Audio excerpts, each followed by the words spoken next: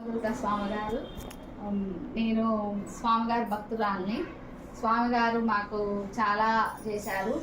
స్వామి దత్తావతారం నుంచి వచ్చారు. మా బాబు జాబు కూడా ఒకసారి రమమ్మ గారికి బుధవారం ఫోన్ చేస్తే మనకి తెల్లారే జాబు అంటే నేర్పిన వాళ్ళు కూడా నువ్వు అసలు జాబు రాదురా నీకు, ఇట్లా ఇంటర్వ్యూ ఇంత దరిద్రంగా చేయొద్దు, అసలు ఎవరు నీకైతే ఇవ్వరు అని చెప్తే ఇంకా నేను అంతకుముందు స్వామిగారికి ఫోన్ చేయించాను రమమ్మ గారితో. అసలు ఇంకా వీళ్ళు అంతా రాదులే జాబ్ అనుకున్నారు. కానీ స్వామిగారు తెల్లారే స్వామికి ఫోన్ చేసిన తెల్లారే జాబ్ వచ్చేసింది. మంచి జాబు మంచి శాలరీతోనే స్వామిగారు చేసేసారన్నమాట మాకు.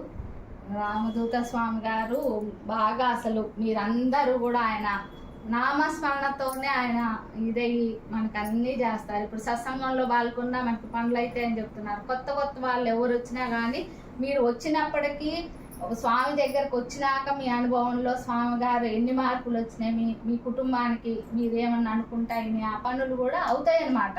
స్వామి గారి దగ్గరకు వస్తే మీరు ఆ అనుభవాన్ని కూడా మీరు చెప్పచ్చు.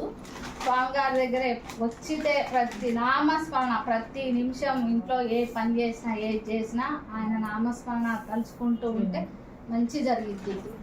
స్వామి దగ్గరికి మనం ఏం తప్పు చేయలేదు, మనకి పనులు కాలేదు, ఇన్నిసార్లు వచ్చాము కాలేదు అనుకోవద్దు. ఎందుకంటే మన కర్మలు చాలా తలుసుకుంటా ఉంటే నీ కర్మ ఏదన్నా ఉన్నా ఏదో యాక్సిడెంట్ కావాల్సింది చిన్న దెబ్బతోనో ఏదో రకంగా స్వామిగారు తీసేస్తారు.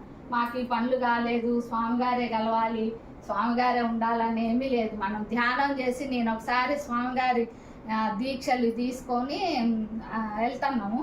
మనం అది కలశం పట్టుకొని వెళ్తాం కదా, ఒకసారి ఇలానే నేను కూడా వెళ్తుంటే ఒక ఆయన కలిసి స్వామి మీరు ఎప్పటి నుంచి అండి అంటే మేము ఈ మధ్యనే అన్నా. ఆయన అన్నాడు ఎప్పటి నుంచో వస్తాను అమ్మ మేము అంటే మీరు స్వామి గారిని కలుస్తారా అని నేను అడిగితే ఆయన అన్నాడు నేనేం కలవనమ్మా, మీరు ధ్యానం చేసుకుంటా స్వామి మా ఇంటికి వస్తాడు, మీరు ధ్యానం చేసుకోండి, మీ ఇంటికి ఎందుకు రాడు, మా ఇంటికి వస్తాడు, వచ్చి నా ఎదురుగా కూర్చొని అడుగుతాడు నన్ను అని అన్నాడు. అంటే మనం కూడా అట్లా ధ్యానం చేసుకోవాలి. నాకు అప్పటి నుంచి కూడా నేను అందుకే మీ అందరికి కూడా చెప్తా, స్వామి కలవాలని ఏం లేదు, మీరు ధ్యానం చేసుకోండి, స్వామి ఫోటోకి ఎదురంగా కూర్చొని మీ సమస్య ఏది చెప్పినా ఆయన కరెక్ట్గా ఆలకిస్తారు. ఇప్పుడు మంజులమ్మ గారు కూడా చెప్పారుగా, ఆయన అన్నీ వస్తారు చూస్తారు మన కష్టాలు తీరుస్తాడని. ఎవరైనా కొత్త వాళ్ళైనా ఎవరు వచ్చినా అట్లా మన నామస్మరణ కొత్త వాళ్ళంగా పాతోళ్ళం కూడా సరే మనకి పనులు కాలేదు అంటారు. అందరూ అబ్బాయి జాబ్ ఐఏఎస్ అంటే స్వామి అవుతుంది కానమ్మా లేట్ అయిద్ది అన్నారు. మేము అదే కావాలంటే నిజంగా లేట్ అయింది, ఏం చేస్తాం, ఇంకా దాని గురించి మనం చేసింది తప్పు ఉంది కదా. స్వామి చెప్పిన బాటలోనే మంచి జరుగుతుంది. స్వామి చెప్పి మన ఆలోచనలు వేరే ఉంటాయి, మనం ఏదో కావాలి అది కావాలనుకుంటాం. అలా అని మన కర్మలు ఎట్లున్నాయి, మన మంచి కోసమే స్వామి గారు చూస్తారు.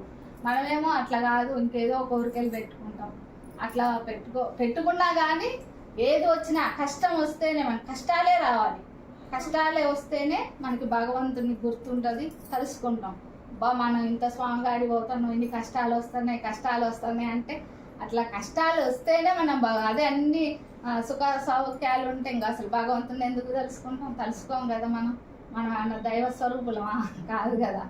అట్లా అందుకే స్వామి గారిని ఏ కష్టం వచ్చినా నాకు కష్టమే రావాలనుకోవాలి. మన స్వామి గారి పూజలో కూడా చెప్పారు కష్టాలే రావాలి, కష్టాలు వస్తే మనం భగవంతుని ఎప్పుడు తలుసుకుంటా. మనకి ఆయన్ని తలుసుకుంటుంటే గురు రూపంలో వచ్చిండే మనకి. ఇప్పుడు ఇంకా గురు మంత్రం కూడా ఇచ్చారు స్వామి గారు. ఇంకా మనం ఎంత చేసుకోవాలి గురు మంత్రాన్ని. ఓకే మనం ఎవరిని జడ్జి చేయదు, వాళ్ళ గురించి వీళ్ళ గురించి ఏ సమస్య వచ్చినా మనం రామదూత స్వామి గారు ఎలా చేస్తే అలా అనుకోవాలి. కానీ వాళ్ళకి మనం వాళ్ళ సమస్యకు కూడా మనం చెప్పకూడదు. మనం స్వామి గారు ఏదైనా ఎవరు ఏది చెప్పినా స్వామి గారు ఉన్నాడు, స్వామి గారే భగవంతుడే చూసుకుంటాడని చెప్పడం, లేకపోతే మాట్లాడడం. మనమైతే రామదూత స్వామి గారికే స్వామి ఈ సమస్య అంటే ఇప్పుడు మాకు చెప్తారు స్వామి నువ్వే చూసుకుంటాడు.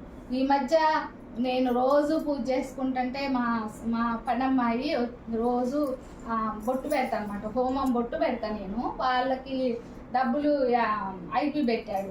అయితే నన్ను అమ్మ దండం పెట్టుకుంటే నేను పెట్టుకుండాలే, నువ్వు కూడా అనుకో స్వామి గారు తీరుస్తాడని చెప్పాను. మా క్యాలెండర్ అవి తీసుకుపోయి వాళ్ళ ఇంట్లో పెట్టుకుంది. అసలు వాళ్ళకి అప్పటిదానికి అడ్రస్సే తెలియదు. అలాంటిది ఫోన్ నెంబర్ దొరికింది, అడ్రస్ దొరికింది. ఇప్పుడు పోతున్నారు కానీ అంటే ఇంకా నువ్వు ఇంకా స్వామి గారిని తెలుసుకో, వస్తాయిలే నీ డబ్బులు నీకు అని చెప్పేసి. అంటే వాళ్ళకి కొత్తగా అసలు అది ఈ స్వామి గారి ఫోటో తీసుకొని పోయి అది దండం పెట్టుకొని మొక్కుంది. అది నేను స్వామి మీ ఆశ్రమానికి వచ్చింది ఇస్తాను కూడా మొక్కుకొని చేసుకుంది అనమాట. అంటే ఎంత ప్రేమ భక్తితో చేసుకోబట్టి స్వామి గారు ఏమంటే అనుగ్రహించాడు. అట్లా అన్ని మనకి చాలా అందరికీ ప్రతి ఒక్కళ్ళకి మన స్వామి గారి భక్తులు అందరికీ మనకి అనుభవాలు ఉన్నాయి. అనుభవాలకు మళ్ళీ